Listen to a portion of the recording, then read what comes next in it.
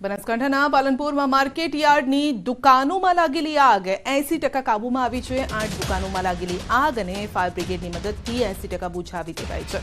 10 જેટલા ફાયર ફાઇટર્સે ભારે જહેમત બાદ આગને કાબૂમાં લીધી। 80% આગ પર મેળવાયો છે કાબૂ અને હાલ કોઈ જાનહાનિ નથી થઈ। દુકાનોમાં રાખેલ મોટા ભાગનો અનાજનો જથ્થો આગની ઝપેટમાં આવ્યો છે।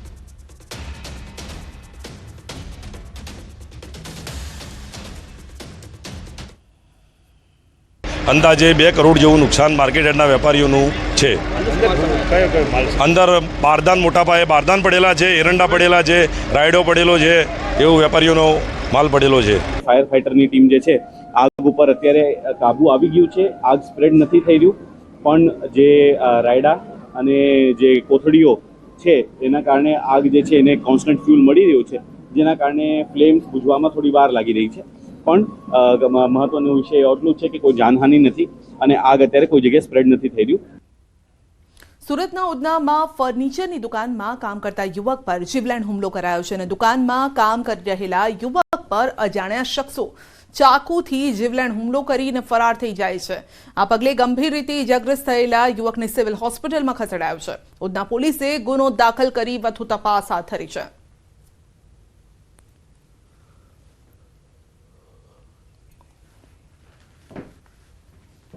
મહીસાગરમાં હવામાં ફાયરિંગનો વિડીયો વાયરલ થયો છે। રીલ બનાવવાના ચક્કરમાં હવામાં ફાયરિંગ કર્યું છે। કારમાં બેસીને હવામાં ફાયરિંગનો વિડીયો વાયરલ થયો છે। લુણાવાડામાં રહેતા યુવકના સોશિયલ મીડિયા અકાઉન્ટ પર હવામાં ફાયરિંગ કરતો વિડીયો અપલોડ થયો છે, જે આપ જોઈ શકો છો કે હવામાં ફાયરિંગ કરવામાં આવ્યું છે। તો રીલ્સ બનાવવાના ચક્કરમાં આ પ્રકારની ઘટનાઓ ઘટી રહી છે।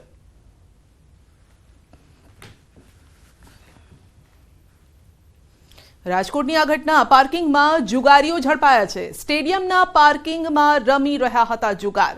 પડધરી પોલીસ દ્વારા 7 જેટલા વ્યક્તિઓને 14,200ની રોકડ સાથે ઝડપી પડાયા છે। રવિવારના રોજ ખંડેરીમાં આવેલા સ્ટેડિયમમાં ટીમ ઇન્ડિયા અને ઇંગ્લેન્ડ વચ્ચે આ ટેસ્ટ મેચ રમાઈ રહી હતી અને તે સમયે આ લોકો જુગાર રમતા હતા તે પ્રકારની ઘટના સામે આવી છે।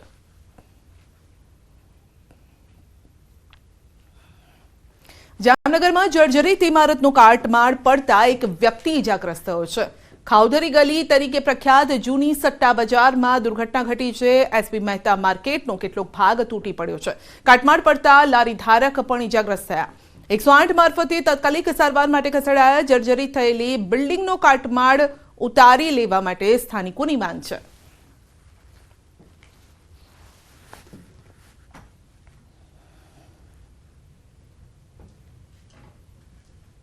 જામનગરના સટ્ટા બજારમાં આવેલ એસપી માર્કેટમાં જૂની જર્જરિત બિલ્ડિંગ છે એનો કેટલોક ભાગ છે તે ધરાશાયી થયો છે। જે પ્રકારના દ્રશ્ય આપ જોઈ રહ્યા છો, અહીં ખાઉદરી ગલીમાં જે પ્રકારે આપ દ્રશ્ય જોઈ રહ્યા છો, જે કાટમાળ પડ્યું છે, અહીં જે ખાણીપીણીના જે સંચાલક હતા એમને ઈજાગ્રસ્ત થયા છે। જે પ્રકારે આ જર્જરિત બિલ્ડિંગ છે, વર્ષો જૂના બિલ્ડિંગને ઘણા સમયથી અહીં જર્જરિત હાલતમાં છે ને તેમાં સળિયા પણ દેખાઈ ગયા છે, પરંતુ આ પ્રકારનો જે આ બિલ્ડિંગ છે, આ બિલ્ડિંગનો ભાગ અવારનવાર ધરાશાયી થતો હોય ત્યારે જ જે પ્રકારે આજે પણ અહીં જે ભાગ છે તે ધરાશાયી થયો છે। એ સ્થાનિક છે, એમની સાથે જ વાત કરીશું। શું કહેશો કાકા, જે પ્રકારે હાલ જે બિલ્ડિંગ છે તે ધરાશાયી થઈ છે અને જે વ્યક્તિ છે એને પણ ઈજા થઈ છે? શૈલેષભાઈને ઈજા થઈ છે। આ ઉપરથી બિલ્ડિંગ ઉપર કાકરા ને કકરી ખરતી હોય છે, મોટા બેલા પણ પડતા હોય છે, એકદમ ભયંકર અવાજ આવતા હોય છે કે કડકડ કડકડ એકદમ સાણે આવલું એક વાહન ઉપર વજન વધી ગયો અને અવાજ કેવો આવતો હોય એવી રીતે અવાજ આવતો હોય છે અંદર। શું જૂનું આ બિલ્ડિંગ છે, શું કહેશો? કારણ કે ધરાશાયી થવું જોઈએ કે નહીં? હવે ધરાશાયી તો થવું જ જોઈએ ને। એની આ કેટલી નોટિસો મારી છે આ લતાના આજુબાજુ વાળા આવે અને આ એરિયા વાળા આવે, પણ આનો કોઈ ઉકેલ આવતો નથી। જે પ્રકારે જામનગરના સટ્ટા માર્કેટમાં જે એસપી માર્કેટનો જે ભાગ છે તે ધરાશાયી થયો છે ને એક વ્યક્તિને ઈજા પણ થઈ છે, ત્યારે આ બિલ્ડિંગને કાટમાળ તાત્કાલિક હટાડીને આ પ્રકારની દુર્ઘટના મોટી ન થાય તે માટે તકેદારી રાખવામાં આવે તે લોકોની પણ માગણી છે। કિંજલ કારસરિયા, ન્યૂઝ 18 ગુજરાતી, જામનગર। અરવલ્લી માર્કેટ યાર્ડમાં રાયડાનો ભાવ ગગડતા ખેડૂતોની હાલત કફોડી બની ગઈ છે। અરવલ્લી જિલ્લામાં રવિ સિઝનમાં ખેડૂતોએ 10,000થી વધુ હેક્ટર જમીનમાં રાયડાનું વાવેતર કર્યું છે અને વાવેતર બાદ તૈયાર થયેલ પાકની માર્કેટ યાર્ડમાં રોજની 151 બોરીની આવક થઈ રહી છે। ખેડૂતોને હાલ પ્રતિ 20 કિલોના 550થી 800 સુધીના ભાવ મળી રહ્યા છે અને જેના પગલે ખેડૂતોને 200 થી 500 રૂપિયાનું નુકસાન થઈ રહ્યું છે। બીજી તરફ વાતાવરણના કારણે મોઇશ્ચરવાળો માલ હોવાથી ખેડૂતોને પૂરતા ભાવ મળતા નથી, તો ભેજવાળો માલ હોવાથી ખેડૂતોને વેચવામાં મુશ્કેલી નડી રહી છે અને રાયડાના ભાવ 600 થી 900 રૂપિયા પ્રતિ કિલો ભાવ મળી રહ્યા છે। ભેજવાળો માલ ટેકાના ભાવે વેચાતો નહીં હોવાના પગલે ખેડૂતો સસ્તા ભાવે રાયડો વેચવા મજબૂર બન્યા છે। રોજિંદી રાયડાની આવક લગભગ 125 થી 150 બોરી રોજિંદી આવક થાય છે।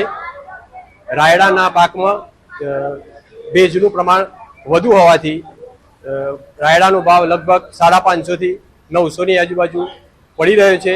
આ સાલ રાયડાનું ઉત્પાદન ઓછું વાતાવરણના કારણે મળ્યું છે અને ભાવ પણ ઓછા મળે છે। ગઈ સાલ કરતાં પણ 200-300 રૂપિયાનું નુકસાન છે અત્યારે ખેડૂતોને। આ વાસ ભેજ છે એટલે ખેડૂત તો જવા માંગતો નથી, સુકાઈ ગયા પછી વેચવા જાય તો એ વખત તો બંધ થઈ ગયું હોય અને આ સાલ રાયડામાં ગઈ સાલ કરતાં તો 300-400 રૂપિયાનું નુકસાન છે। માલમાં મોઇશ્ચર બહુ રહેવાના કારણે ભાવ થોડાક નીચા પડી રહ્યા છે, લગભગ 600 થી લઈને 900 સુધીના ભાવ પડી રહ્યા છે। ગવર્મેન્ટની ખરીદી છે પણ આ મોઇશ્ચરવાળો માલ એ લે કે ના લે એ રીતે ખેડૂતો અહીંયા ઓછા ભાવે વેચી જાય છે।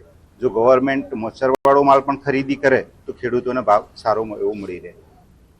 અરવલ્લીમાં ઘઉંનો પાક તૈયાર થતા મોડાસા માર્કેટ યાર્ડમાં ઘઉંની આવક થઈ છે, જો કે ઘઉંના સંતોષકારક ભાવ ન મળતા ખેડૂતોમાં નારાજગી પણ છે।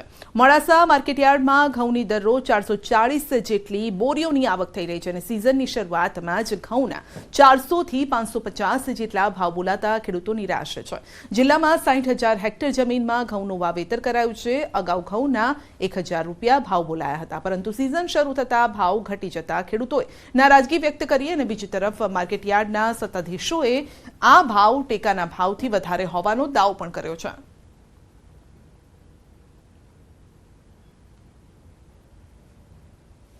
તો આ ભાવે તો ખેડૂતને ઘઉં પોસાય એવું જ નથી, આમાં તો ખર્ચો જ નથી નીકળતો, તો આ કેવી રીતે અમે ખેતી કરશું? આ ખેતી બંધ કરવાનો વારો આવશે અમારે। આ ભાવ 700ની ઉપર જાય તો ખેડૂતને પોસાય એમ છે અને આ અગાઉ સિઝન નથી તો એ વખતે 1,000 રૂપિયા ભાવ ચાલતો હતો અને અત્યારે સિઝન ચાલુ થઈ તો એકદમ ભાવ ઘટી જાય છે, એટલે ખેડૂતોને બહુ નુકસાન થાય છે।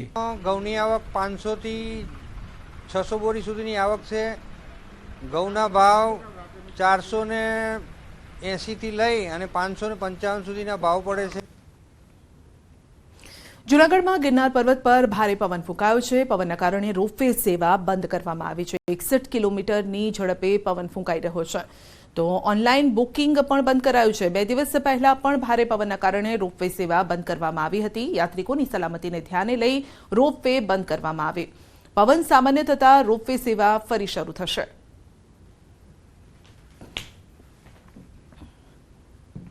સુરતના અલથાણમાં ચોંકાવનારી ઘટના બની છે। 2 યુવતીની લાશ મળતા ખળભળાટ મચી ગયો છે। લટકેલી હાલતમાં બંને યુવતીની લાશ મળી હતી અને બંને યુવતીના શરીર પર ઈજાના નિશાન પણ છે। 2 યુવતીના શંકાસ્પદ રીતે હાલતમાં ફાંસો ખાધેલી હાલતમાં મૃતદેહ મળ્યા છે અને ઝાડી ઝાંખરામાંથી બંને યુવતીની લટકેલી હાલતમાં મૃતદેહ મળી આવ્યા છે। બંનેના મૃતદેહને પીએમ માટે નવી સિવિલ હોસ્પિટલ ખસેડાયા છે અને મોતનું સાચું કારણ પીએમ બાદ જાણી શકાશે। વધુ અપડેટ મેળવીશું સંવાદદાતા કીર્તેશ પાસેથી। જી કીર્તેશ, 2 યુવતીઓના મોત શંકાસ્પદ રીતે આ મૃતદેહ મળી આવ્યા છે। બિલકુલ સંજય, સુરતના અલથાણ વિસ્તારની આ ઘટના છે। મહાવીર કોલેજની પાસે આવેલી જાડી ઝાંખરામાંથી 2 યુવતીઓ ગળે ફાંસો ખાધેલી હાલતમાં લાશ મળી આવ્યાની વિગત પોલીસને મળતા પોલીસ તાત્કાલિક ઘટના સ્થળે દોડી ગઈ હતી અને ખાસ કરી આ બંને લાશોનો કબજો લઈ પીએમ માટે નવી સિવિલ ખાતે ખસેડવામાં આવી છે। 20 થી 22 વર્ષની આ બંને યુવતીઓ પિતરાઈ બહેનો હોવાની વિગતો સામે આવી રહી છે। સૌથી મહત્વનો સવાલ ઉભો થયો છે કે આ બંને યુવતીઓ શાના માટે આપઘાત કર્યો અથવા તો જે પ્રકારે તેમના મૃતદેહ મળ્યા છે તેમના શરીર પર ઈજાના નિશાનને લઈને ઘણી બધી શંકાઓ ઊભી થઈ રહી છે, જેને લઈને હવે પીએમ રિપોર્ટ બાદ સાચું કારણ મોતનું સામે આવશે। પણ હાલ આ મામલે પોલીસે અકસ્માત મોતનો ગુનો દાખલ કરી તપાસ શરૂ કરી છે। સંધ્યા જી, આપનો આભાર।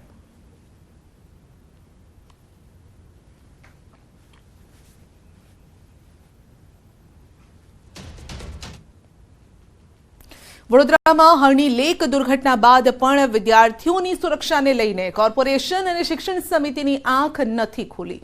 બંને વચ્ચે સંકલનના અભાવે ગરીબ બાળકો અને શિક્ષકો જીવના જોખમે બિલ્ડિંગમાં બેસીને શૈક્ષણિક કાર્ય કરી રહ્યા છે। તાંદલજામાં આવેલી શિક્ષણ સમિતિની નેતાજી સુભાષચંદ્ર બોઝ સ્કૂલમાં નોટિસ બાદ પણ બાળકો જર્જરિત બિલ્ડિંગમાં બેસીને અભ્યાસ કરે છે. શાળા પાસે બીજી કોઈ વૈકલ્પિક વ્યવસ્થા ન હોવાના કારણે એક ભાગને બેરિકેડિંગ કરી અને બંધ કરાયો છે, જ્યારે કે બીજા ભાગમાં શિક્ષણ કાર્ય ચાલી રહ્યું છે. શાળાની સ્થિતિ જોઈને બાળકો પણ અભ્યાસ માટે આવતા ડરી રહ્યા છે અને આ બાબતે કોંગ્રેસે પણ કોર્પોરેશન સામે આક્ષેપ કર્યા છે. પેલ બાજુનો ભાગ અમારે તૂટવા જેવો થઈ છે, તિરાડો પડી ગઈ છે, અમને બીક લાગે છે પેલ બાજુ ભણવાથી. હો શકે તેથી જલ્દી રિપેર સ્કૂલ કરી આપો, એ તો નજીકની નજીક સ્કૂલ અમને આપી દો. અમને ખૂબ જ બીક લાગે છે. અમારા ક્લાસમાં 53 થી 52 જેટલા સ્ટુડન્ટ છે. આ કોર્પોરેશનનું તંત્ર આ બિલ્ડિંગને રિનોવેટ કરવાની હતી, રિનોવેશન નથી કરતું. આ બિલ્ડિંગ તોડીને નવું બનાવવાનું સર્વ શિક્ષા અભિયાનમાં ગયા વર્ષે બજેટમાં મંજૂર થયું હતું, એ પણ એ ફાઇલ પણ દબાઈ દેવામાં આવી છે અને એ પણ કામ શરૂ કરવામાં આવતું નથી. કોર્પોરેશનના કાર્યપાલક ઇજનેર, ડેપ્યુટી ઇજનેર સહિતના અધિકારીઓએ તાંદલજામાં આવેલી જર્જરિત શાળામાં ઇન્સ્પેક્શન કર્યું. કાર્યપાલક ઇજનેરનું કહેવું છે કે શાળા ખાલી કરવાનો આદેશ હોવા છતાં બાળકોને અભ્યાસ કરાવી રહ્યો છે. કોર્પોરેશન બાળકોને વૈકલ્પિક વ્યવસ્થા નહીં કરી આપી શકે તે કામ શિક્ષણ સમિતિનું છે. બીજી તરફ બાળકોનો અભ્યાસ ન બગડે તે માટે જર્જરિત ભાગને બેરિકેડિંગ કરી અને શિક્ષણ કાર્ય ચાલુ રાખ્યાનો આચાર્યએ બચાવ કર્યો. એટલે સ્ટ્રક્ચર સેફ્ટી ચેક કરાવવા માટે અમે કીધું છે અને એ ચેક કરાવીને પછી જે કંઈ રિપોર્ટ આવે એના પ્રમાણે કાર્યવાહી કરી. વૈકલ્પિક જગ્યાની વ્યવસ્થા મારે થોડી કરવાની છે. હા, પણ એ મારે વ્યવસ્થા કરવાની નથી ને. તકેદારી સાથે કામ થઈ રહ્યું છે. બાળકનું ભણતર ના બગડે એટલા માટે વાલીઓની સંમતિ લઈને, વાલીઓની લેખિતમાં સંમતિ, વાલીઓને પણ જાણ કરીને બધું કરી અને વ્યવસ્થિત રીતે અહીંયા જે અત્યારે કામ ચાલ્યું અને અમારું બીજી જગ્યાએ વૈકલ્પિક શોધવા માટે હજી પણ 24 કલાકની મહેનત કરી રહ્યા છે. વીએમસીએ 20 દિવસ પહેલા શહેરની શિક્ષણ સમિતિની 20 જર્જરિત શાળાઓને નોટિસ આપી બિલ્ડિંગ ખાલી કરવા માટે આદેશ કર્યો હતો. જો કે હજુ પણ બાળકોને જીવના જોખમે જર્જરિત ઇમારતોમાં બેસાડીને અભ્યાસ કરાવાય છે. કોર્પોરેશન અને શિક્ષણ સમિતિની વચ્ચે સંકલનનો અભાવ છે અને જેના કારણે ગરીબ બાળકો ભયના ઉથાર હેઠળ શિક્ષણ કાર્ય ચાલુ રાખી રહ્યા છે.